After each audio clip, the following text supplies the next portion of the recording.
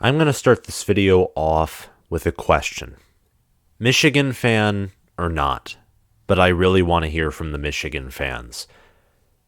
Do you have faith in Michigan's offense? Why or why not? Tell me down below in the comments. Do you think that Michigan's offense will improve since they return 9 starters? Or do you think that it's going to stay about the same, maybe even regress? Because, yes, Michigan returns a lot. I'm very high on this offensive unit, and I think that it will be one of the better offenses in the country, more specifically one of the best offenses in the country, like a top 10 offense, and I think that they will have an even higher ranked running offense, a rushing offense, and I think that's going to be the main reason why this offense will be good. I'm not very high on the pass game, though I think it will be good. We'll get to all those reasons why later.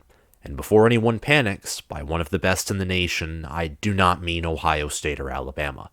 But Michigan doesn't need that to repeat the success of 2021. But it's hard to believe in Michigan's offense, and I can't say with 100% certainty that this offense will improve, despite the new ideas being introduced and the fact that most of the offensive staff is back, and the fact that, again, they return a lot of production. Most of the staff is back. The culture seems to have changed. Jim Harbaugh really learned a lot from 2020 to 2021, and you could tell just by his demeanor on the sidelines. You didn't see a lot of him looking clueless during this past season. He was as mentally sharp as ever as Michigan's head coach. There was a lack of an ego and just a lack of entitlement from the whole team together. Everything came together, and it helped with the efficiency of the whole team, but the offense specifically, which was top 10 according to ESPN, it helped with everything, because when the culture is improved, there's a lack of arrogance, and especially you have a new young staff that's willing to try new things out, that spreads everything out. It helps you adapt, form an identity, and you saw that with Michigan on offense, you saw it on defense. It helped the whole team together. But what I was trying to get to is Michigan has not been known for having offensive success. You look in 2020, that offense only scored 28.3 points per game. It was the 66th scoring offense in the nation, complete middle of the road statistically. 2019, the offense only scored 31.7 points per game, was 44th in the nation. 2018, an offense that statistically was almost as good as the 2021 Michigan offense. The only difference was you look in actual game film, it was a lot more sloppy, a lot less properly schemed. It was a much more it was in a certain sense a basic edition of this offense with a quarterback that could run, a starting quarterback that could run, but an overall less efficient offense than this season. Scored 35.2 points a game. 2017 was 25.2 points a game. That was the worst offense statistically that Jim Harbaugh ever commanded. This was the offense that I wanted to get to, because this 2017 team returned a lot of production on offense from that 2016 Michigan team, a team that scored 40.3 points per game and was nearly top 10 in scoring offense. They returned a lot from that 2016 squad, the 2017 squad did on offense. And they went, and yes, part of it was due to injuries, but still, outside of Wilton Spate, that injury, which of course plagued Michigan at quarterback even more, it's not like he was a world beater. And the offense, just even when he was functioning in it, looked sloppy as well. That Florida game he didn't play well in.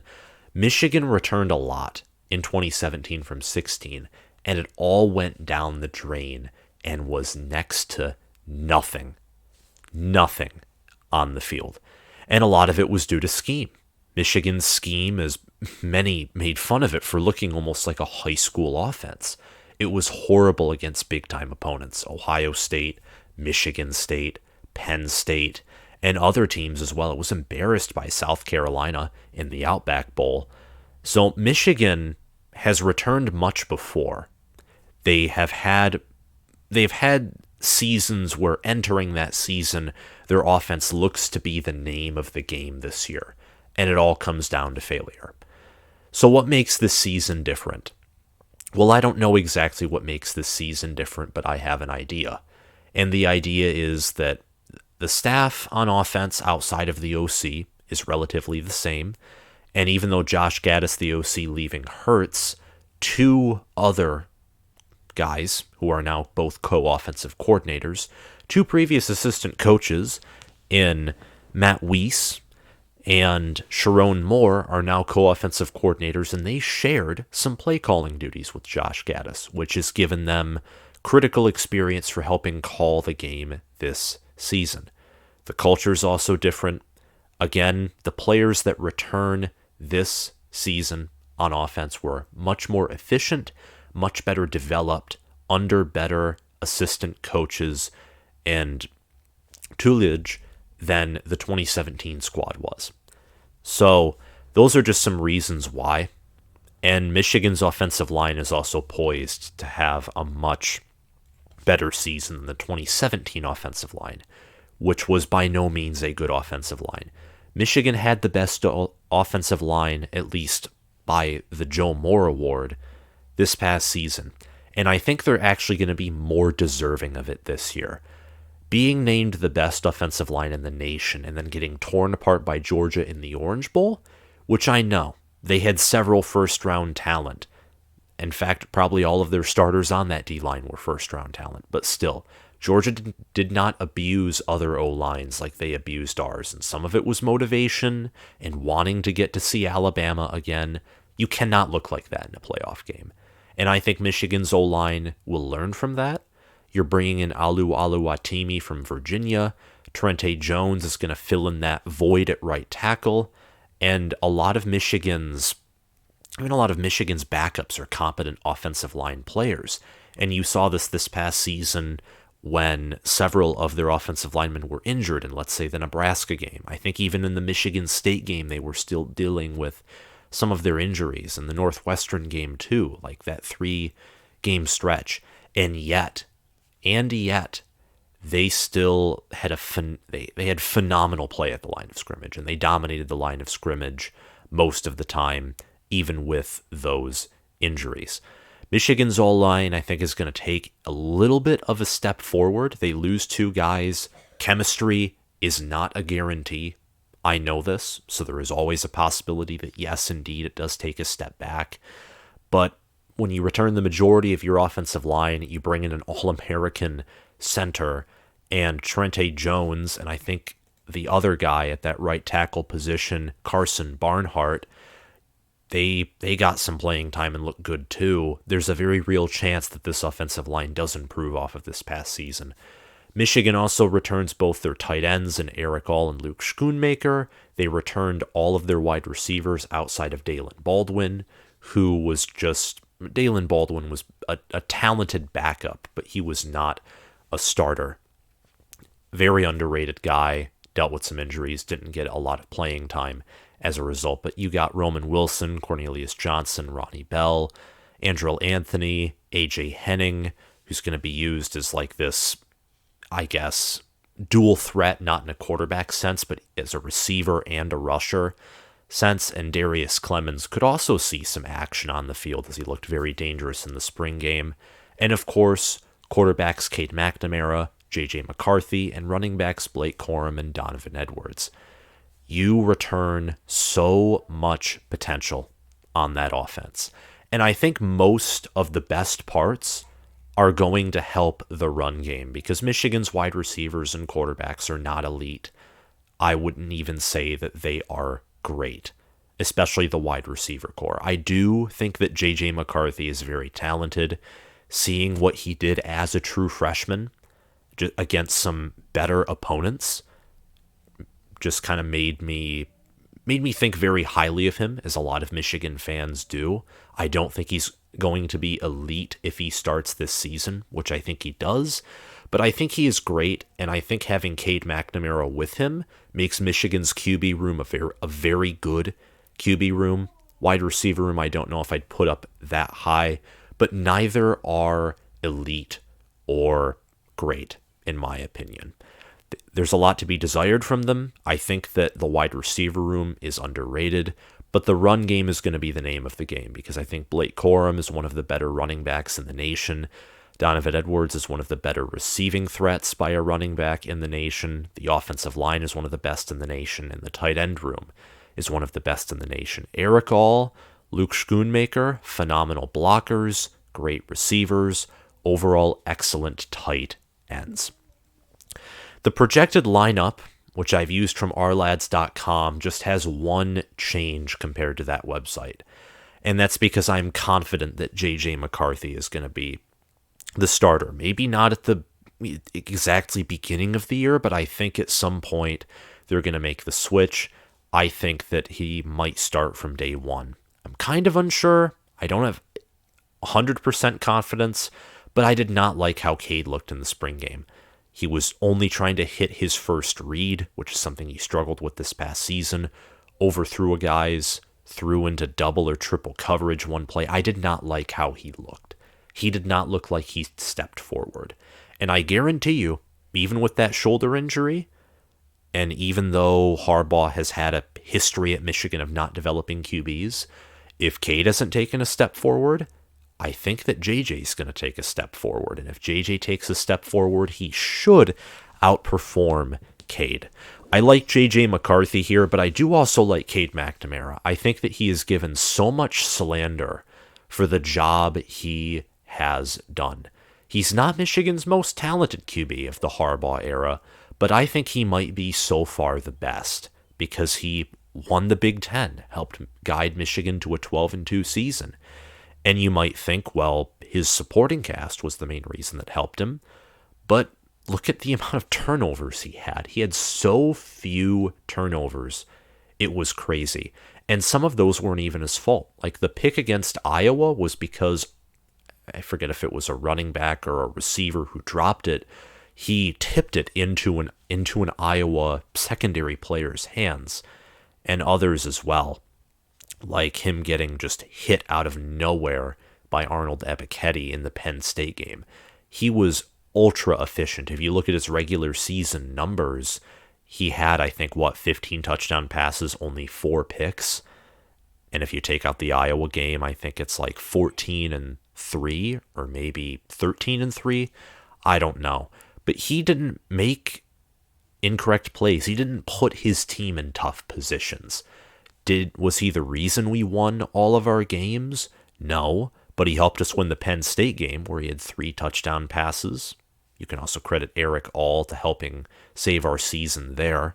He helped us win a lot of games. He gets too much hate, and I'm going to leave it at that. Michigan cannot go wrong at whoever starts at QB. I think that JJ has more upside, also more downside, and I'm not going to say that he's outright better than Cade, but I think just looking at the spring game and how Cade versus JJ, comparing how they performed this past season, I think JJ is going to outgrow him this summer and will end up starting at QB. At running back, you have Blake Corum, you have Donovan Edwards. Blake Corum would have passed the 1,000-yard mark if he wasn't injured. I think he was injured after the MSU game. He was out for Indiana, out for Penn State, and I think out for most of the Maryland game too. And really, before his injury, he was running back 1A. He was ahead of Hassan Haskins, and at the beginning of the year, he had some phenomenal performances. It was amazing. And then he showcased his explosiveness on a bum ankle against Ohio State when he had a big run, showed it against Iowa when he had the first score of the day for the entire event, the Big Ten championship game when he had that long run. He's a phenomenal athlete, an absolutely phenomenal athlete. And I think people would view him from a national perspective differently if he wasn't injured. You'd absolutely view him differently. But he's back. He has a fire to him and a mindset to him that I really appreciate. He's a selfless guy, a guy who wants his team to improve, always holds them to a very high standard, holds himself to a very high standard, gives back to his community, And also, he helps coaches too. He was talking on a podcast that he, helps identify and, he observes certain positions and gives feedback, which also speaks to what Jim Harbaugh did this past season in 2021, more so the preseason of 2021, where he kind of let the players lead more than they had ever in the Jim Harbaugh era, which I think was a positive change. But Corum's a phenomenal athlete. He's explosive. If I had to make a Kenneth Walker comparison, like a guy who's going to most resemble him in 2022, it would probably be Blake Corum, just because of the shiftiness of Corum, the speed, the ability to receive out of the backfield, and also the fact that despite him being short, he is stocky, and he has shown at moments that he can take big hits and power forward. You also have Donovan Edwards, a guy who is absolutely a receiver out of the backfield. He looks like a wide receiver when catching the ball. He's great too. 5-star according to 24/7 Sports. Out of high school, he is going to be he's going to be a sophomore this season. He's going to be the 1B to Corum's 1A. And I think that they're going to be one of the best, if not the best, running back duo in the nation.